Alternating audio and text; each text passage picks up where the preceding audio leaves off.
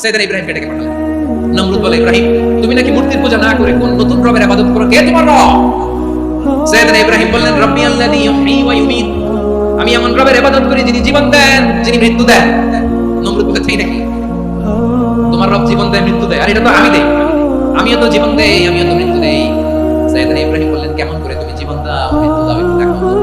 নমরুদ জেলখানা থেকে দুজন কয়েদিকে ডেকে আনলো, কয়েদি এনে অর্ডার করলো, একটাকে এখনই শিরোচ্ছেদ, হেড অফ, ডেথ পেনাল্টি, মৃত্যুদণ্ড দেয়া, ফিনকি দিয়ে রক্ত বের। নমরুদ বলে, দেখো দুজনকে ধরে আনলাম, একজন কয়েদিকে দিলাম ডেথ পেনাল্টি, মৃত্যুদণ্ড, ওরে মৃত্যু দিলাম, আরেকজন যে দাঁড়িয়ে আছে চাইলে ওরেও আমি মৃত্যুদণ্ড দিতে পারি, কিন্তু না, ওরে আমি দিব না, ওরে আমি বাঁচাইয়া দিলাম, ছেড়ে দিলাম, মানে জীবন দিলাম। দেখো ইব্রাহিম, তোমার চোখের সামনে একজনের মৃত্যু দিলাম, আরেকজনের জীবন দিলাম। আপাত দৃষ্টিতে তাই তো, একজন মৃত্যু জীবন দিল, আরেকজনের মৃত্যু দিল। সাইয়েদনা ইব্রাহিম এবার বিপাকে পড়ে গেলেন, কিন্তু এক একজন নবী কাল্লাম এমন উইজডম বিচক্ষণতা দিয়ে এই জমিনে পাঠিয়েছেন, মুহূর্তের মধ্যে আল্লাহর খলিল ইব্রাহিম বললেন, ফাইন্নাল্লাহা ইয়াতি বিশ-শামসি মিনাল মাশরিকি ফাতি বিহা মিনাল মাগরিবি ফাবুহিতাল্লাযী কাফার।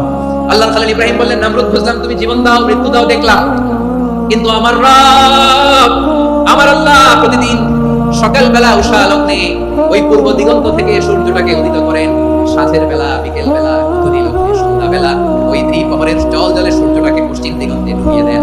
মানে সকালবেলা পূর্ব দিক থেকে উদিত করা সূর্যটাকে পশ্চিম দিকে বিকেলে তিনি ডুবিয়ে দেন। তুমি যদি পারো ওই সূর্যটাকে পশ্চিম দিক থেকে উদিত করে পূর্ব দিকে ডুবিয়ে দাও।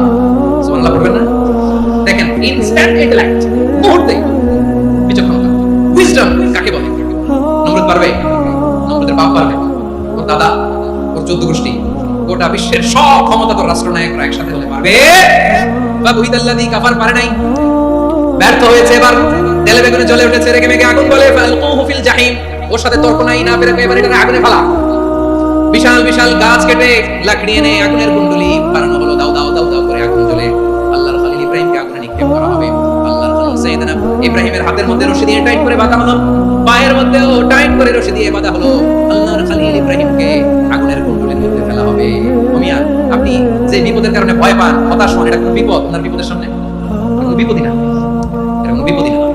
হাত পা বেঁধে টাইট করে নিক্ষেপ করা হবে, সিম্পলি ফেলা যাবে না, কারণ দাও দাও করে দা ব্লেজিং ফায়ার, এমন আগুনের কুণ্ডলি, কাছে যাওয়া যায় না, আগুনের উত্তাপে নিক্ষেপ করা হবে। হাতে রশি বেঁধে, পায়ে রশি বেঁধে আল্লাহর খলিল ইব্রাহিম আলাইহিস সালামকে আগুনের মধ্যে নিক্ষেপ করা হবে। এটা হলো অগ্নি পরীক্ষা।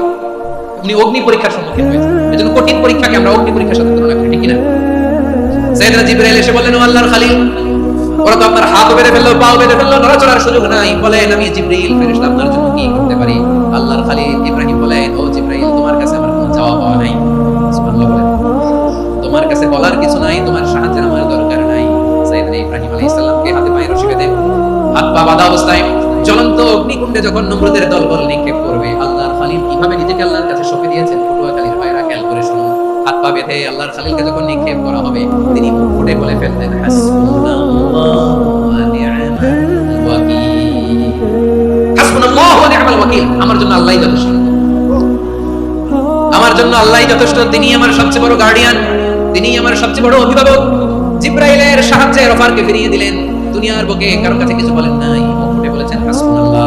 ও আমার পটুয়াখালীর প্রাণের ভাইয়েরা খেয়াল রাখবেন, কোন বান্দা তার হাতে থাকে সব চেষ্টাটুকু করার পরে মুখ ফসকে মুখ দিয়ে যখন বলে ফেলে হাসবুনাল্লাহ, বান্দা যখন হাসবুনাল্লাহ বলে ফেলে, ওই ব্যাপারটা ডিল করার দায়িত্ব স্বয়ং আল্লাহ আরশের উপর থেকে নিয়ে নেয়। আপনি যখন বলে ফেলবেন হাসবুনাল্লাহ, এটা ডিলিং করবে কে? তখন বান্দা তার সাধ্যের সবটুকু চেষ্টার পরে নতজন হয়ে যখন বলবে হাসবুনাল্লাহ, আল্লাহ তুমি আমার জন্য যথেষ্ট, নি'মাল ওয়াকিল, তুমি আমার শ্রেষ্ঠ অভিভাবক, তখন তার কি দরকার না দরকার এটা ডিল করে স্বয়ং আল্লাহ। নিক্ষেপ করা হলো সাইয়েদনা ইব্রাহিমকে অগ্নিকুণ্ডলিতে। হাজার হাজার মানুষ এই দৃশ্য দেখার জন্য জড়ো হয়েছে এরকম বিশাল ময়দানে, কিন্তু কি অবাক করার ঘটনা, সবাই ভয় পাচ্ছিল, না জানি কি হয়ে যায়। আল্লাহর খলিলকে যখন আগুনের কুণ্ডলিতে নিক্ষেপ করা হয়, আল্লাহর খলিল ইব্রাহিম আগুনের কুণ্ডলির মধ্যে বসে বসে মানুষগুলোর দিকে তাকিয়ে হাসতে শুরু করে দেয়, কারণ আকাশ থেকে রব্বুল আলামিন স্পেশাল ওয়ার্নিং নাযিল করেছেন, স্পেশাল হুকুম জারি করেছেন, কুল্লা ইয়া নারুনি বারদান ওয়া সালামান আলা ইব্রাহিম। ও আগুন, খবরদার, সৃষ্টি শুরু থেকে তোকে একটা ধর্ম আমি বাতলে দিয়েছিলাম, তোর ধর্ম, আগুনের ধর্ম হলো যা পাবে জ্বালিয়ে সারখার করবে। আল্লাহ বলল, আগুন, তোর ধর্ম দিয়েছিলাম, তুই সব জ্বালিয়ে পুড়িয়ে সারখার করে দিবি, কিন্তু ক্ষণিকের জন্য আমি তোর জ্বালিয়ে দেওয়ার ক্ষমতাটাকে কেড়ে নিলাম। জ্বালিয়ে ভস্ম করে দেওয়ার ক্ষমতা আমি কেড়ে নিলাম। কুনি বারদান, ঠান্ডা হয়ে যা। কিন্তু এত বেশি ঠান্ডা হবি না আবার আমার ইব্রাহিমের জন্য সর্দি লেগে না যায়। সুবহানাল্লাহ, তো আসতে বললে হবে। কুনি বারদান, বারদ মানে বরফ, ঠান্ডা। ঠান্ডা হ, কিন্তু এত ঠান্ডা হবি না যাতে আমার ইব্রাহিমের কষ্ট হয়। এখন বলে আল্লাহ একবার বললাম ঠান্ডা হ, এত ঠান্ডা হবি না যাতে খলিলের সর্দি না লাগে। কেমন ঠান্ডা হব, কেমন এনভায়রনমেন্ট তৈরি করে দেব বলো। আল্লাহ বললেন সালামান আলা ইব্রাহিম, আমার খলিল আমার ইব্রাহিমের জন্য তুই জান্নাতের গুল বাগিচা হয়ে যা। ও ভাই, নবী মুসার মতো ঈমান হলে রাস্তা হবে সাগরে জলে। নবী ইউসুফের মতো ঈমান হলে একে একে দরজা খুলে।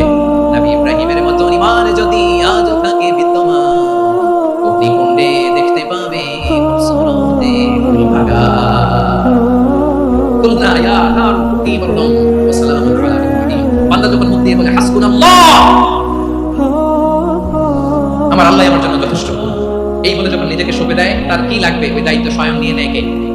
তাহলে আমার প্রিয় ভাইরা, বিপদের শুরুতেই আমরা বলবো ইন্না লিল্লাহ। শুরুতে কি বলবো? এরপরে যেই বাক্যটা পড়ে নিজের পরিস্থিতিকে আল্লাহর দরবারে সঁপে দিব, সেটা হচ্ছে হাসবুনাল্লাহ। সেটা কি?